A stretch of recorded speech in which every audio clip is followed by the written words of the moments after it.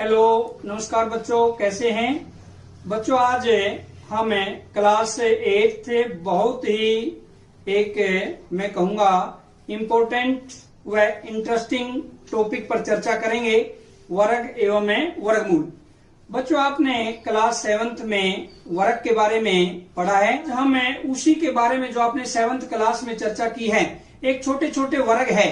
हम एक वर्गाकार खेत देखते हैं जिसमें 9 छोटे छोटे वर्ग है। यानी हम ये कहें यदि प्रत्येक भुजा उस खेत की 3-3 मीटर है, तब यदि हम इस वर्गाकार खेत का क्षेत्रफल निकालना चाहें तो वर्ग का क्षेत्रफल किसके बराबर होता है? वर्ग का क्षेत्रफल होता है भुजा गुणा भुजा। आपने पहले पढ़ा है अच्छे से। और इस वर्गाकार खेत की जो आपके सामने है, इसकी भुजा आपको दिखाई दे रही है 3 मीटर और 3 मीटर, क्योंकि बराबर होती है वर्ग की भुजा। तो वर्ग का क्षेत्रफल 3 मीटर गुणा 3 मीटर, यानी यदि हमें भुजा गुणा भुजा करते हैं तो 9 वर्ग मीटर इस खेत का क्षेत्रफल होगा। और बच्चों, वर्ग संख्या जो आज हम चर्चा करेंगे, वर्ग संख्या क्या होती है? जब दो समान संख्याओं की आपस में गुणा की जाती है उसे हम एक वर्ग संख्या कहते हैं। जैसे अब आपके सामने जो वर्ग संख्याएं है वो देखिए, 1 के वर्ग से लेकर, जैसे 1 का वर्ग 1 गुणा 1, 2 का वर्ग 2 गुणा 2, यानी 1 का वर्ग 1 है, 2 का वर्ग 2 गुणा 2 4 है, 3 का वर्ग यानी 3 की पावर 2, 3 की शक्ति 2, इसको हम क्या कह सकते हैं? 3 गुणा 3 बराबर 9। ऐसे ही 4 का वर्ग यदि हम बात करते हैं, 4 गुणा 4 यानी कितना हुआ? 16। ऐसे करते करते हम यदि 11 का वर्ग, 12 का वर्ग, जैसे 11 का वर्ग देखते हैं, 11 गुणा 11 121। 12 का वर्ग यदि बच्चों हम देखते हैं, 12 गुणा 12 144। ऐसे 13 गुणा 13 169 और ऐसे 20 तक। 20 का वर्ग बराबर होता है 20 गुणा 20 यानी 400। तो ये बच्चों वर्ग संख्याएं होती है, जो समान संख्याओं को जब हम गुणा करते हैं उसे हम कहते हैं वर्ग संख्या। अब बच्चों दूसरा आप देखिए कि 4, जैसे हमने इसमें 3 छोटे छोटे वर्गों का ऐसे करके 9 वर्गाकार थे छोटे छोटे वर्ग, उनका हमने क्षेत्रफल निकाला उस खेत का। ऐसे हम एक बार देखते हैं 4 हमारे पास 16 छोटे छोटे वर्गाकार खेत है, या एक पूरा यदि खेत की बात करते हैं, हमें जैसे वर्ग का क्षेत्रफल दिया हुआ है 16 वर्ग मीटर, वर्ग का क्षेत्रफल दे दिया। अब हमने क्या ज्ञात करना है? इसमें वर्ग की भुजा ज्ञात करनी है। और अभी हमने चर्चा की थी वर्ग का क्षेत्रफल बराबर होता है भुजा गुणा भुजा। तो यहां पर बच्चों हम कह सकते हैं भुजा गुणा भुजा, यानी भुजा का वर्ग, और भुजा का वर्ग बराबर किसके है? 16। या यदि हमने भुजा निकालनी है तो भुजा का वर्ग लेफ्ट साइड में है इक्वेशन के समीकरण की, और राइट साइड में 16 है। समीकरण क्या होती है? बीच में समता चिन्ह होता है, बराबर होती है दोनों के दोनों। Left side is equal to right side, यानी बायां पक्ष और दायां पक्ष बराबर होता है। तो भुजा का स्क्वायर बराबर किसके हुआ? 16 के। ऐसी संख्या समान हो और उनकी गुणा करने से 16 है। वैसे यदि हम देखते हैं 16 8 गुणा 2 भी होता है, लेकिन 8 और 2 समान संख्याएं नहीं है। इस वजह से हम क्या चाहेंगे कि समान संख्याएं हो और उनका गुणनफल 16 है। तो सोचिए क्या हो सकता है? बिल्कुल सही, यानी 4 गुणा 4 कह सकते हैं हम, कितना होता है? 16। तो इसलिए बच्चों, जब हमने वर्ग की भुजा निकालनी हो और क्षेत्रफल दिया हुआ हो तो हम क्या करते हैं? उसका क्षेत्रफल का वर्गमूल ले लेते हैं। जैसे वर्गमूल 16, ये आपको चिन्ह दिखाई दे रहा है, जो ये ऊपर किसका चिन्ह है? वर्गमूल का। तो वर्गमूल 16 बराबर क्या हुआ? 4, यानी 4 की जब 4 से गुणा करेंगे वही 16 आता है। तो बच्चों, और एक क्लियर करने के लिए आपके सामने एक तरफ वर्ग संख्याएं है, एक तरफ है वर्गमूल है। वर्ग संख्याएं बिल्कुल आपके सामने क्लियर है। 1 का वर्ग बराबर 1, 2 का वर्ग 4, 3 का वर्ग 9, ऐसे करते करते 10 का वर्ग बराबर 100। ये वर्ग संख्या है। एक साइड में वर्गमूल है, जो वर्गमूल होता है, जैसे 1 का वर्गमूल 1 होता है, 4 का वर्गमूल हम कहेंगे 2, 9 का वर्गमूल 3, यानी हमें धनात्मक वर्गमूल की बात कर रहे हैं यहां पर। तो यहां पर ऐसे ही 25 का वर्गमूल कितना होगा 5, ऐसे करते करते बच्चों 100 का वर्गमूल कितना आएगा 10। यानी इसका अर्थ क्या हुआ, जब हमने 100 का वर्गमूल निकालना है कि ऐसी समान संख्याएं जब दोनों का गुणनफल क्या आता है 100 आता है, तो वही मूल संख्या जो होती है उसको उसी संख्या से गुणा करते हैं तो वो वर्ग संख्या बन जाती है। तो 100 का वर्गमूल बच्चों क्या हुआ 10। अब इस वीडियो के पार्ट 1 में बच्चों हमें वर्ग एवं पाइथागोरस त्रिक के बारे में चर्चा करेंगे। हम अब विस्तार से चर्चा करेंगे वर्ग के बारे में। तो अब बच्चों हम वर्ग के बारे में विस्तार से चर्चा करते हैं। जैसे आपके सामने 1 से लेकर 20 तक की वर्ग संख्याएं हैं जो आपको दिखाई दे रही है। जैसे 1 की वर्ग संख्या 1 है, 3 का वर्ग 9, ऐसे करते करते अगर हम देखते हैं 10 का वर्ग 100 और दूसरी पंक्ति में 11 का वर्ग से लेकर 20 का वर्ग तक दिया हुआ है। बच्चों इस सारणी पर ध्यान से देखिए, आप इसके इकाई के स्थान पर विचार कीजिए कि जो वर्ग संख्याएं हैं उनमें इकाई के स्थान पर क्या दिखाई दे रहा है।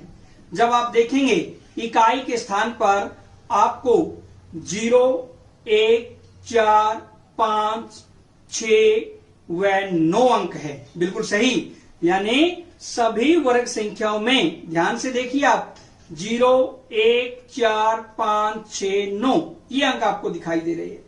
इसका अर्थ क्या हुआ बच्चों, कोई भी पूर्ण वर्ग संख्या है उसमें हमेशा इकाई का अंक 0, 1, 4, 5, 6 या 9 होगा। लेकिन ये जरूरी नहीं है कि यदि इकाई का अंक ये है तो वह संख्या हमेशा ही पूर्ण वर्ग संख्या होगी, वो हमें चेक करना पड़ेगा। जैसे एक उदाहरण देते हैं हम, एक 25 से संख्या है, इकाई का अंक 5 है जो कि बिल्कुल पूर्ण वर्ग संख्या है। लेकिन एक दूसरा एग्जाम्पल देखते हैं, संख्या 15 में इकाई का अंक 5 है लेकिन ये पूर्ण वर्ग संख्या नहीं है। ये तो हम कह सकते हैं कि इकाई के स्थान पर यदि 0, 1, 4, 5, 6, 9 है तो वो पूर्ण वर्ग संख्या हो सकती है। लेकिन एक बात हम बिल्कुल निष्कर्ष के तौर पर कह सकते हैं, यदि इकाई के अंक के स्थान पर कहीं पर भी 2, 3, 7 या 8 आ गए अंक, पूर्ण वर्ग संख्या नहीं हो सकती। तो ये था बच्चों, हमें इकाई के स्थान पर देखकर बता सकते हैं कि ये संख्या पूर्ण वर्ग है या नहीं। अब बच्चों हम चर्चा करेंगे त्रिकोणीय संख्याएं जिनके बिंदु प्रतिरूप त्रिभुजों के रूप में व्यवस्थित है। ये कुछ रोचक प्रतिरूप है। स्टार दिखाई दे रहे हैं बच्चों, 1 स्टार है, 3 स्टार है, 6 स्टार है, उसके बाद 10 है और उसके बाद 15। ये जो स्टार आपको दिखाई दे रहे हैं ये सारी की सारी त्रिकोणीय संख्याएं हैं। इनको यदि हम मिलाएं, जैसे 3 स्टार है, अगर हम इनको मिला के देखें ट्राइंगल दिखाई दे रही है। आप देखिए एक बार, जब 6 स्टार को आप ध्यान से देखेंगे तो यहां पर भी एक त्रिभुज बन रही है, और जब 10 स्टार को आप देखेंगे तो वहां पर भी आपको एक त्रिभुज बनी हुई दिखाई दे रही है, और जब 15 स्टार को आप देखते हैं यहां पर भी बच्चों एक त्रिभुज आपको बनी हुई दिखाई दे रही है। ये त्रिभुजाकार है सारी की सारी संख्याएं, इसलिए हम इन्हें त्रिकोणीय संख्याएं कह सकते हैं। अब बच्चों त्रिकोणीय संख्याओं को आपस में जोड़ते हैं तो वहां पर क्या होता है, एक वर्ग संख्या प्राप्त होती है। यदि हम 2 क्रमागत त्रिभुजाकार संख्याओं को जोड़ते हैं तो वहां पर क्या प्राप्त होता है बच्चों, एक वर्ग संख्या प्राप्त होती है, या हम कह सकते हैं एक वर्ग प्राप्त होता है। जैसे 3 और 1 यानी पहली 2 त्रिकोणीय संख्याएं जोड़ी और 4 ये आपके सामने दिखाई दे रहा है, ये एक वर्ग संख्या है। आगे हमने 6 और 3 को जोड़ दिया और वहां पर क्या बन गया बच्चों 9, ये भी एक वर्ग है। 3/3 का एक वर्ग आपको दिखाई दे रहा है। फिर बच्चों हम जोड़ते हैं, जैसे 6 और 10, यदि हमें 6 और 10 2 त्रिकोणीय संख्याएं हैं उसको हम जोड़ते हैं, कितने हो जाते हैं 16। और ये एक वर्ग बन जाता है। यहाँ पर क्या बन गया बच्चों, एक वर्ग। और इसके प्रत्येक अगर हमें स्तंभ व पंक्ति में देखें 4-4 है। अब अगर हम 10 और 15 को यदि हम जोड़ते हैं त्रिकोणीय संख्याओं को तो 25, ये भी एक वर्ग बन जाता है। इस प्रकार से जब दो किन्हीं भी त्रिकोणीय संख्याओं को क्रमागत कहेंगे, हम लगातार क्रमागत संख्याओं को जोड़ते हैं तो एक वर्ग प्राप्त होता है। जैसे आपके सामने क्लियर है, 3 + 1 4 यानी 2 का वर्ग, ऐसे ही 3 का वर्ग, 4 का और 5 का वर्ग। योग के बारे में चर्चा करते हैं। जैसे अगर हम बात करते हैं पहली विषम संख्या 1, दो क्रमागत विषम संख्याओं की बात करते हैं, 1 + 3 दोनों का यदि टोटल कहें हम 4 होता है और 4 होता है 2 का वर्ग। 2 का वर्ग का अर्थ क्या हुआ, 2 × 2। अगर हमें क्रमागत 3 विषम संख्याओं की बात करते हैं, 1 + 3 + 5 यानी कितना हुआ, 9। और 9 होता है बच्चों 3 का वर्ग, यानी हम कह सकते हैं 3 × 3। अब यदि हमें 4 क्रमागत विषम संख्याओं की बात करते हैं, 1 + 3 + 5 + 7, इसका टोटल होता है बच्चों 16। और 16 होता है 4 का वर्ग हम कह सकते हैं। और यदि हम बात करते हैं 5 क्रमागत विषम संख्याओं की, 1 + 3 + 5 + 7 + 9, और ये होते हैं इन सभी का टोटल 25, या हम इसे कह सकते हैं 5 का वर्ग। अब बच्चों हमें थोड़ा सा विचार करते हैं संख्या 16 व 21 पर। जितनी भी वर्ग संख्याएं हैं, चाहे वो 1 का वर्ग है, चाहे वो 2 का वर्ग है, चाहे वो 3 का वर्ग है, चाहे वो 4 का वर्ग है, चाहे वो 5 का वर्ग है, अभी आपके सामने है, जो सभी क्रमागत विषम संख्याओं का टोटल है। यदि हमने कोई भी संख्या ये चेक करनी है कि क्या ये एक वर्ग संख्या है, अगर हम उसमें से क्रमागत विषम संख्याओं को घटाते चलें या हम कहें माइनस करते चलें, और अगर लास्ट में 0 आ जाता है, 0 आ जाता है, इसका अर्थ है वो एक पूर्ण वर्ग संख्या है। और यदि हम क्रमागत विषम संख्याओं को घटाते घटाते जाएं और लास्ट में 0 नहीं आता, इसका अर्थ बच्चों वो पूर्ण वर्ग संख्या नहीं है, क्योंकि पूर्ण वर्ग संख्याएं क्रमागत विषम संख्याओं का योग ही तो है। तो अब हम चर्चा करते हैं, विचार करते हैं, देखते हैं संख्या 16 व 21 पर। जैसे संख्या 16 में से पहले हम पहली विषम संख्या घटाते हैं, 16 - 1 कितना आ जाता है बच्चों, 15। अब 15 के बाद दूसरी विषम संख्या घटाते हैं, 3 कितना आया, 12। 12 में से फिर आगे वाली तीसरी विषम संख्या घटाते हैं, 5 कितना आया बच्चों, 7। और 7 में से फिर नेक्स्ट जो आगे वाली विषम संख्या 5 के बाद 7, 7 - 7 क्या है बच्चों, 0। इसका अर्थ क्या हुआ, यहां से एक स्पष्ट अर्थ है इसका कि 16 एक पूर्ण वर्ग संख्या है।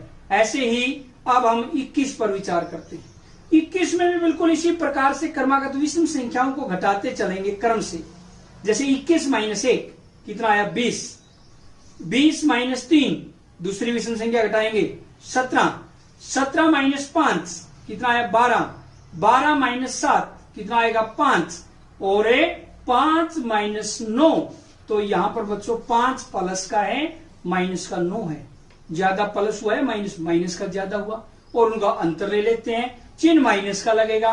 इसका अर्थ यहां पर 5 - 9 क्या हुआ, माइनस के 4। और जब लास्ट में -4 आता है, यानी इसका अर्थ 0 नहीं आया, तो ये एक पूर्ण वर्ग संख्या नहीं है। यानी हम कह सकते हैं बच्चों 21 एक पूर्ण वर्ग संख्या नहीं है। अब बच्चों हम करते हैं विचार बड़ी वर्ग संख्याओं पर। हमने छोटी वर्ग संख्याएं 1 से लेकर 20 तक वर्ग संख्याएं की है हमने, 1 का वर्ग, 2 का वर्ग, 21 का वर्ग, 22 का, 23 का, 25 का वर्ग तक 25 × 25 625। यानी ऐसे हम 25 के वर्ग तक तो बिल्कुल आराम से वर्ग संख्या निकाल सकते हैं। लेकिन अब बच्चों हमें चर्चा करेंगे 25 के बाद यदि कोई भी बड़ी संख्याओं का वर्ग ज्ञात करना है। बच्चों हमने अगर किसी भी संख्या का इकाई का अंक 5 है तो हम कैसे वर्ग ज्ञात कर सकते हैं। जैसे अब आपके सामने है 25 का वर्ग ज्ञात करना हमें। जैसे इकाई का अंक इसमें क्या है 5 और ढाई का अंक क्या है इसमें 2, यानी इकाई के अंक को छोड़कर कौन सा अंक बचता है इसमें 2। तो क्या करेंगे बच्चों हम इसमें 2 गुणा 3 यानी 2 गुणा 3 और उसको सैकड़े से गुणा कर देंगे। प्लस में इकाई का अंक तो 5 है ही, 5 का स्केल 25, 2 गुणा 3 प्लस में 25 यानी 2 या 6, 600 प्लस 25 625 ये आ जाएगा। ऐसे ही 35 का वर्ग अभी हमने किया था। इकाई का अंक क्या है 5, ढाई का अंक 3, 3 से नेक्स्ट अंक क्या है 4, 3 गुणा 4 और गुणा में सैकड़ा प्लस में 25, 3 चौका 12 यानी क्या करेंगे इसमें 12 गुणा 100, 1200 प्लस 25 1225 यानी 1225। ऐसे ही बच्चों हमें 75 का वर्ग कैसे ज्ञात करते हैं आपके सामने है। जैसे क्या है इकाई का अंक 5, ढाई का अंक 7 है यानी 7 गुणा 8, 7 से नेक्स्ट 8 आया, 7 56, 56 गुणा 100, 5600 5600 प्लस में 25 5625। ऐसे ही बच्चों मान लीजिए 105 का वर्ग ज्ञात करना है। इसमें इकाई का अंक 5 आपके सामने है और इकाई के अंक को छोड़कर क्या बचता है 10 यानी 10 गुणा में 10 से नेक्स्ट 11, 10 गुणा 11 कितना हुआ 110 और गुणा में 100, 110 को जब 100 से गुणा करेंगे कितना आएगा 11,000 और प्लस में 25 11,025। ये था बच्चों अगर संख्या में इकाई का अंक 5 है, कितनी ही बड़ी संख्या हो हम उसकी वर्ग संख्या आसानी से निकाल सकते हैं। और बच्चों हमें देखते हैं पाइथागोरस से त्रिक। पाइथागोरस त्रिक जैसे बच्चों आपने 3 4 5 अगर 3 संख्याओं पर हम विचार करते हैं, 3 का स्क्वायर ले लिया 9, 4 का स्क्वायर 16 और 5 का स्क्वायर बच्चों 25। यानी हम ये कह सकते हैं बच्चों यहां पर 3 4 व 5 पाइथागोरस त्रिक है। यानी हम ये कह सकते हैं दो संख्याओं का वर्ग। देखिए बच्चों 3 का वर्ग और 4 का वर्ग किसके वर्ग के बराबर है 5 के। यानी हम ये कह सकते हैं 3 का वर्ग प्लस 4 का वर्ग बराबर 5 का वर्ग। जब दो संख्याओं का वर्ग तीसरी संख्या के वर्ग के बराबर है हम ये कहेंगे पाइथागोरस से त्रिक है। बच्चों आपने अभी पाइथागोरस से त्रिक के बारे में बड़े अच्छे से समझा। अब आपके सामने है एक अन्य एग्जाम्पल जिस पर हम चर्चा करते हैं। अगर एक सदस्य 14 है उसकी पाइथागोरस त्रिक ज्ञात कीजिए। पाइथागोरस त्रिक को हम 2m यानी 2m m square minus 1 m square plus 1 के रूप में लिख सकते हैं। जब उसका एक सदस्य 14 है इसका अर्थ ये 2m के रूप में है। या हम बच्चों कह सकते हैं आपके सामने है दिखाई दे रहा है आपको 2m बराबर किसके है 14। यहां से देख लीजिए आप m बराबर किसके हैं 14/2 7 बिल्कुल क्लियर दिखाई दे रहा है। और अब हम ज्ञात करेंगे m स्क्वायर माइनस 1 ये भी आपको सामने दिखाई दे रहा है यानी 7 का वर्ग माइनस 1 49 माइनस 1 कितना आएगा बच्चों 48। अब नेक्स्ट स्टेप देखिए बिल्कुल आपके सामने क्लियर m स्क्वायर प्लस 1 यानी हम कह सकते हैं 7 का वर्ग 49 प्लस 1 कितना है बच्चों 50। इसलिए जो पाइथागोरस से त्रिक हुआ वो क्या हुए 14 48 50। या हम ये कह सकते हैं कि पाइथागोरस त्रिक में 14 का वर्ग प्लस 48 का वर्ग बराबर किसके होगा बच्चों 50 के वर्ग के। ये था आपका पाइथागोरस से त्रिक। अगर आपने वीडियो को बिल्कुल ध्यान से देखा है, आप उन प्रश्नों को बड़ा ही आसानी से हल कर पाएंगे। जैसे आप स्वयं करें प्रश्न 1, किसी भी पूर्ण वर्ग संख्या का इकाई का अंक नहीं हो सकता, और इसमें ऑप्शन दिए हुए आपके सामने 0, 5, 4, 2। आपने स्वयं करना है कि इकाई का अंक क्या नहीं हो सकता। और प्रश्न 2, निम्न संख्याओं के वर्ग ज्ञात कीजिए। बच्चों हमने वर्ग ज्ञात करना है। जैसे फर्स्ट है 32 का वर्ग, 49 का वर्ग सेकंड। इसी प्रकार थर्ड आता है 85 का वर्ग, और फोर्थ आता है 76 का वर्ग। प्रश्न नंबर 3, पाइथागोरस से त्रिक लिखिए जिसका एक सदस्य है, यानी एक सदस्य दिया हुआ है जैसे 16। एक सदस्य यदि 4 है तो हम पाइथागोरस त्रिक कैसे निकाल सकते हैं, और एक सदस्य यदि 18 है तो हम पाइथागोरस त्रिक कैसे निकाल सकते हैं, ये आपने स्वयं करके देखना है।